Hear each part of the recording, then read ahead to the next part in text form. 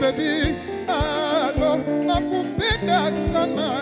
Hello, mama, hello, wapi baby, mapenzi tamu. Hello, nakutaka sana. Oh, mama, oh, mama,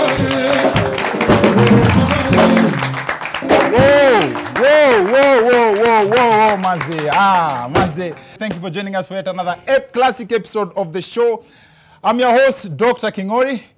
Tumesema hii mwaka Maze tunaanza in style from the beginning, and we hope to keep the good vibes alive all year long. Maze, leo mpaka tumewaletea band kwa show. Zege Delongwer and the fusion music star in the house.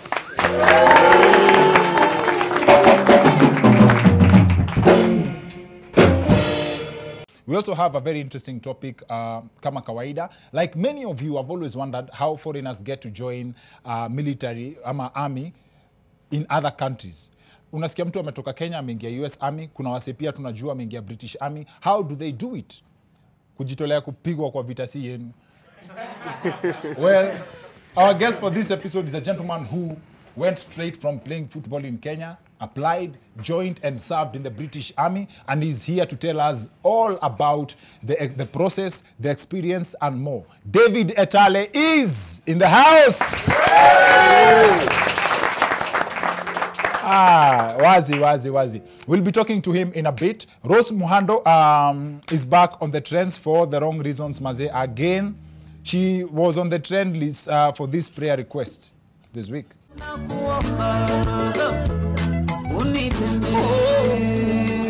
That's Rose Muhando's new song, and in the caption yenye amepost kwa Instagram anasema that's a special prayer. Anaomba Mungu because she's praying to be married to a white man with money. In short, Rose Muhando is looking for Jesus. Now you know what she meant akisema Yesu ni Bwana. Hizi story nakutana nazo za Rose Muhando zinani hat. Kwanza juzi tu hapa wengine waliamua kumuingilia na rumors ati alionekana mahali Thika akiomba Mungu Abrahamu. Maze wacha tu. That story for another day. Elsewhere, a report by the Oxfam International, a global charity organization that fights inequality, has this week revealed that President Uhuru Kenyatta is 4th on the list of top 5 wealthiest Kenyans. Maybe this is why everyone else is fighting to be the 5th. but that's not the list. That's not the list your company. The other 4 on the list of the wealthiest Kenyans are Samir Meralis, Bimji Depar Shah, Jaswinter Singh Bedi, and Mahindra Rambai Patel. Na ndio ujue vile making it in Kenya ni kibarua, even our number 1 is number 4. And as usual, Kenyans have turned this into politics. That this is evidence that our president is not the one leading the country. Mara even in the top 5, our number 2 ametupwa nje. And for those wondering who Jaswinter Singh Bedi is, Jaswinter Singh Bedi is on Instagram as KRG the Don.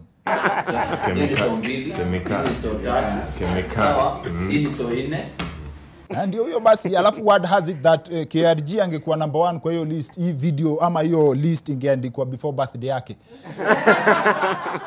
In other news, a dormitory in Mwea GK prison in Kirinyaga was last week set on fire allegedly by inmates from Kamiti Maximum Prison.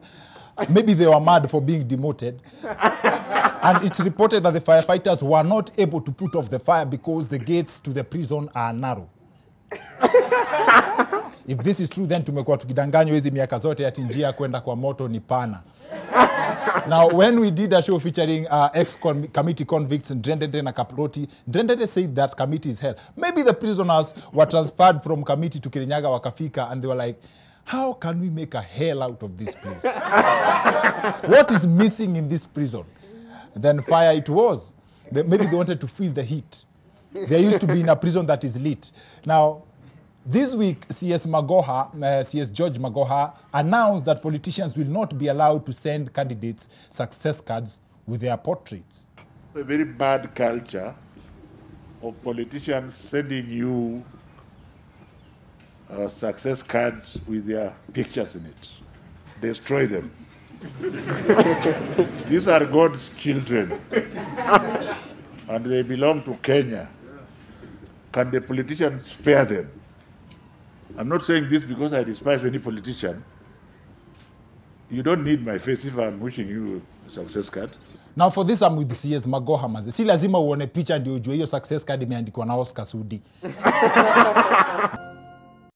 Now, you all know that we are big fans of opportunities on this show. Anything that sounds like it can help solve the unemployment crisis, sisi nayo.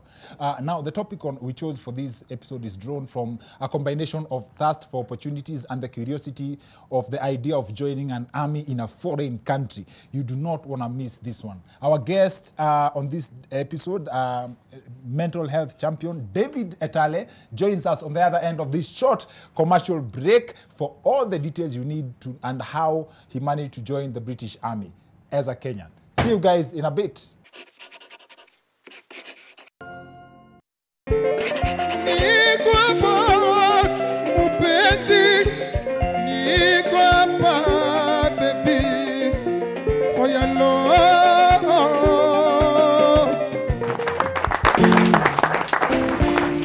Welcome back to the Wicked Edition. Asante sana for joining us for this episode. I'm your host, Dr. Kingori.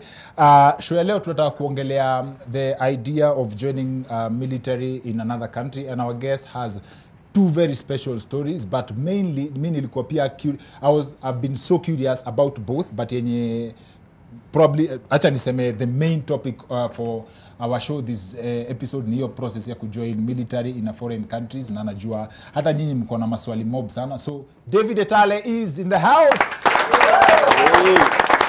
Karibu sana. Karibu. I found it very interesting that in one of the interviews you've done, ulilizwa how you joined the British military, and the British military, I believe, nile James Bond alikuwa, si ndio?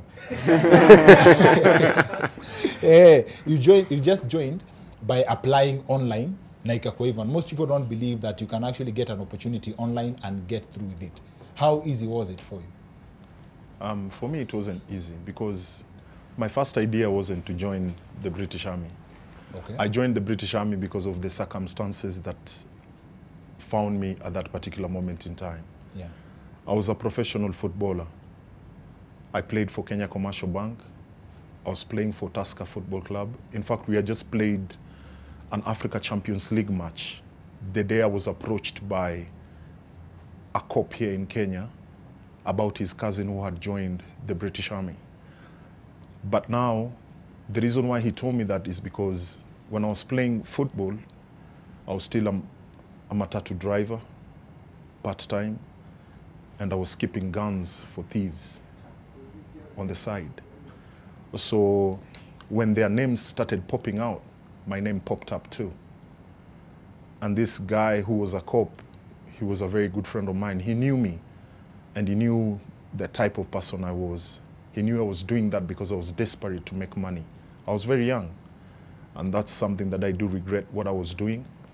But it's also a blessing that I got another opportunity to show other people or to show my parents that I can actually do something with my life and help them as well.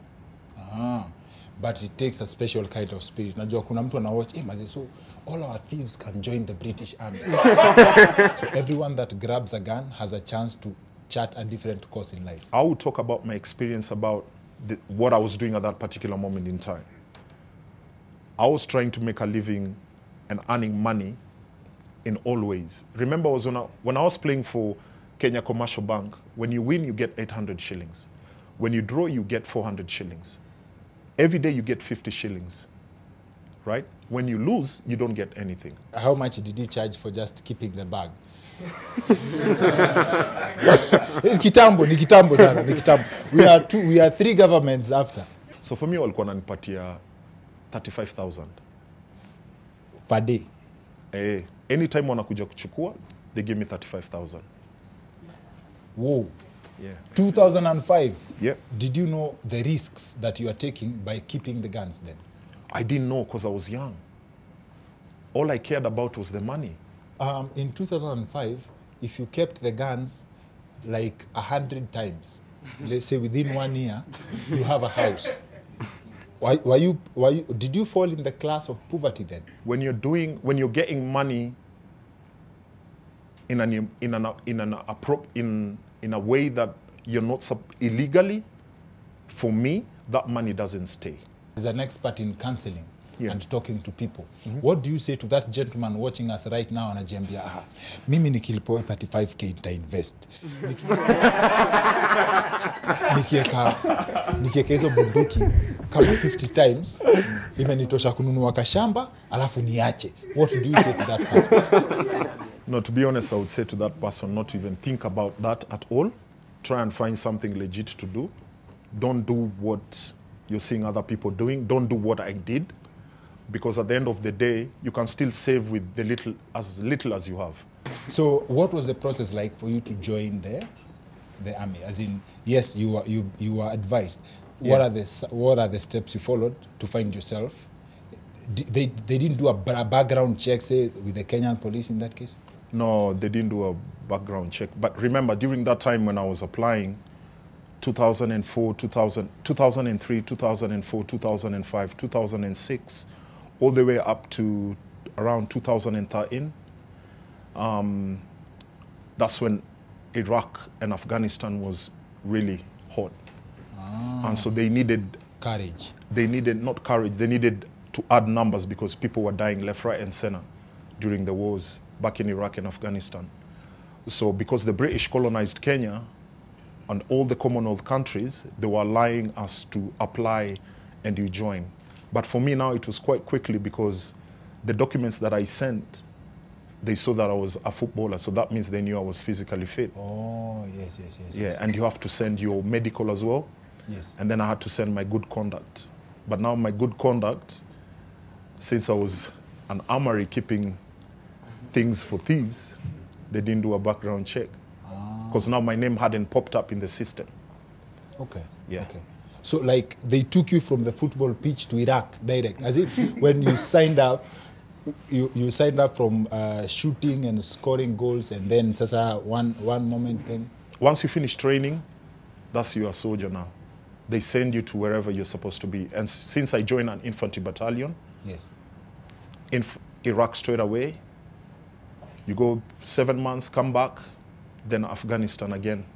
In this first mission that you went for, you get to a point you regretted that you'd rather just go back to being a goalkeeper. When such moments come to your head is because your friends are dying left, right, and center. People are being blown up. People are being shot.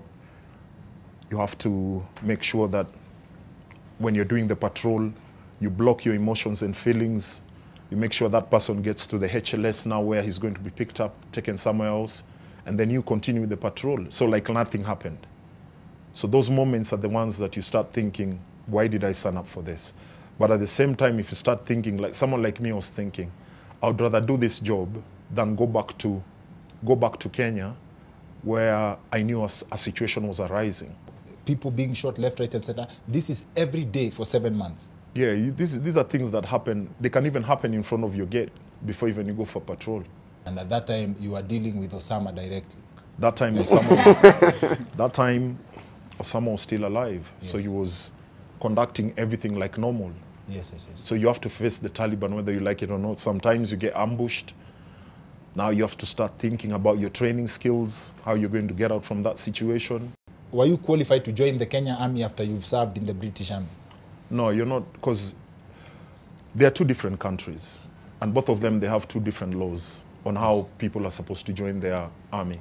Yes. But for us, before we go to Iraq or Afghanistan, we used to come to Kenya and train at Samburu, in Samburu. Okay. So we train with the Kenyan army.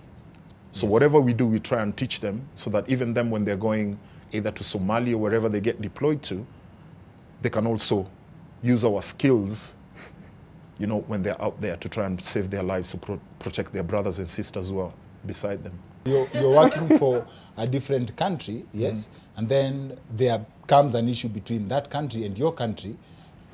Do you have to switch allegiance? Is that an option on the table, or you are? when you say problems, an issue, do you mean when we are training with them or just an issue between the two governments? I think that's two level. That's a two-layered question. Yeah. Like, if someone got into your nerves, Yeah. would you beat them as a British, as in, you settle it as Kenyans?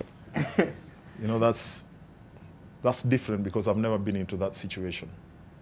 Okay. But one thing that I would say about Kenyan troops and us working with them, it's very respectful because our common goal is the same.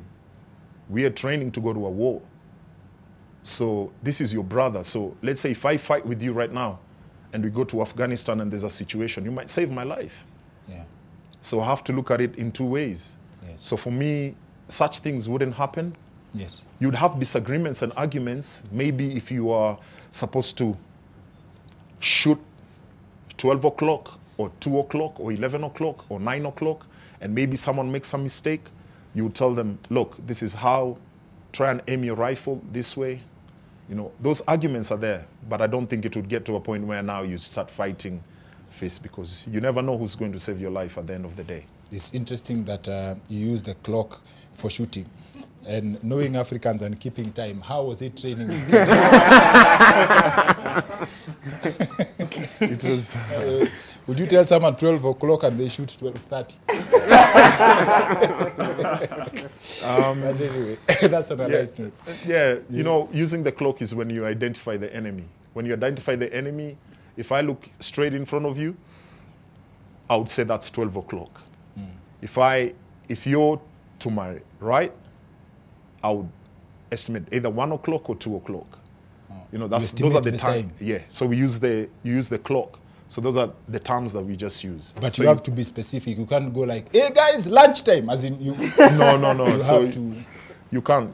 Because now if I say 1 o'clock, I'm making aware my troops who are beside me that the enemy is 1 o'clock. Okay. Yeah. Sawa. And I meant this on a diplomatic level. The first question on sparring or having an issue between different countries. Yeah. You are a Kenyan. Yeah. You've been drafted in another country. Yeah. And then there's a diplomatic issue between those two countries. Yeah. As a military man, do you get to patriotism or allegiance? To be honest, at the end of the day, I would go to the person who's paying my salary at the end of the day. Thank you very much. Thank you very much. Now that we've gotten that out of the way, are there still opportunities, in your opinion, whereby Kenyans who are still interested can sign up to be shot on behalf of another country? Right now, the British Army, what they've done is they're not recruiting Commonwealth people anymore. And that's because they're not... There's no war. There's no war anywhere if you look around. A point of argument that, so you need us when people are being shot. As in, why can't you just recruit us? Why can't you just recruit us when there is no war so that we know that we are the people of just in case? You know, something funny, Dr. Kingori, about that is so many Kenyans are going through a lot of trouble here. Yes. So when there's an opportunity like that, you don't think about the war. You think on how you're going to help your loved ones, your family, because people are struggling. Sasa tukikuachilia uende, umeikuwa na mioto ya kukua British Army, kukuja home kuchachisha. Nimetoka Britain. Ukisikia risasi hapo ndio unaenda. Have you ever heard that? The first times. Sema wale watu wako wa bunduki, kujeni hapa niwaambie bunduki ni nini. Haukuwa na hiyo? Sijawahi kuwa na hiyo. I think British Army is humble. I think hizi mawo Noma. Ni noma. Juu zile vitu unaona jo, watu wengi wanaweza kaa chini. Mimi siwezi ona movie. Hizi action movie. Huwezi ona movie kabisa? Siwezi ona, juu sitalala. Walai. Siwezi ona movies. Ati hizi movies za Iraq, Afghan wapi, mimi sionagi. Hata siwezi kaa chini nione. Mazi hata nikikurekomendia movie kali tufike place to forward. Siwezi watch. Juu zinanikumbusha hiyo place yenyewe. Unajua mimi yangu kwangu ilikuwa movie. Kwangu ilikuwa ni real life, unaona. Hizo miaka mob. Alafu best yenyu akidedi una feel ni kama nyinyi hamkudu party yenyu poa. Unaona? Juu sasa huu ni mtu sasa mnajua ayuko, mkirudi Brito, my parents ama my sister, my brother atakuuliza, brother wangu alidedi aje, hebu niambie. Una have to explain So- ama lazima pia usafishe. So inabidi una explain juu ni family wanataka closure.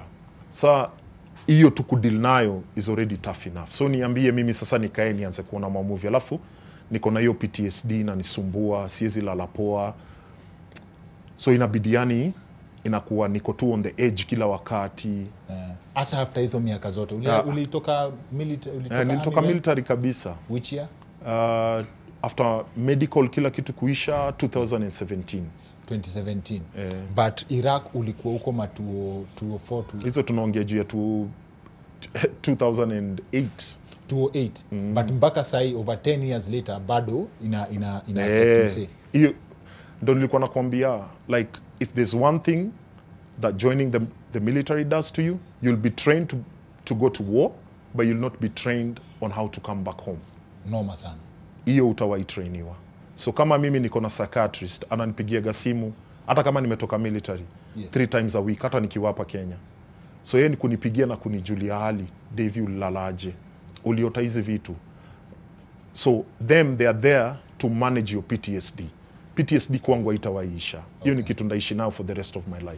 Forever. Na unaweza advise msee join army kama hivyo ndio kunaenda? Mimi kwangu kama unaweza pata kitu kingine ya kudu, tafuta kitu kingine. Wenyewe ukiingia army jo Noma. ni noma. Juu hata saa zingine nilisikia swali umeulizwa about sisi kufanya kitu mbaya. Sisi tukifanya kitu mbaya kwa uozo na mahali popote, we don't get away with it. Tukirudi UK unaenda court martial. Okay.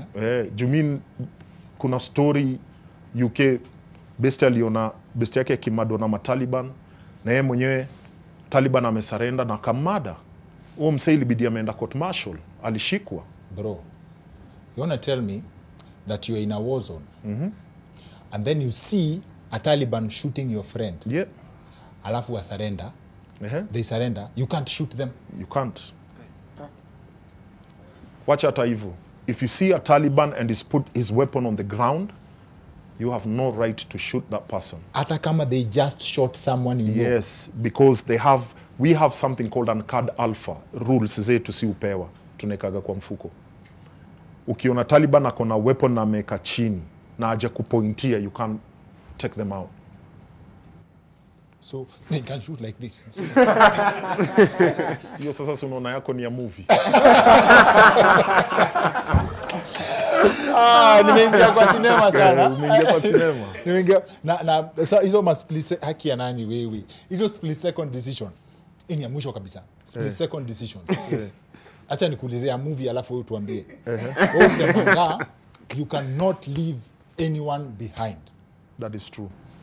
Hata kukue kumewaka moto aje, Hata kuwa kumema. mse wenu you have to go get them. Yes, even if someone has been shot and died in front of you, ama kama amekuwa blown up na iko kando yenyu, you have to take them. You can never leave a man behind.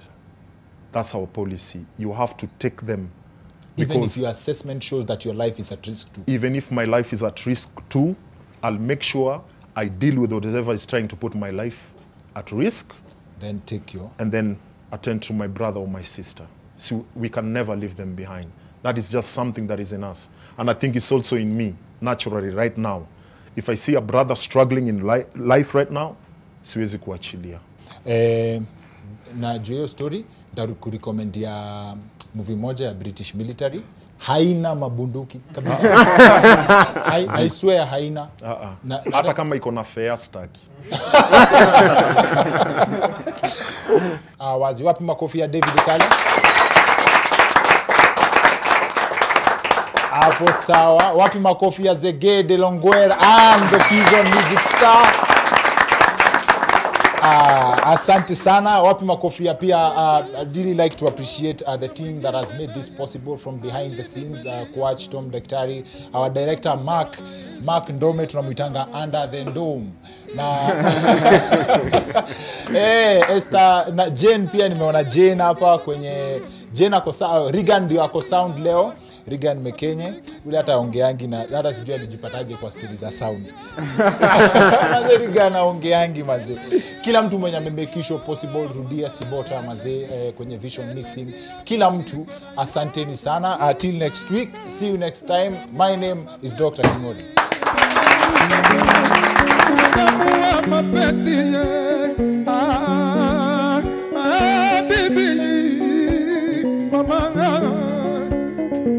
I can lose everything, but I can do without you, baby. Nakupenda, baby wangwe. You are the sweetest song that only my ears can hear, baby.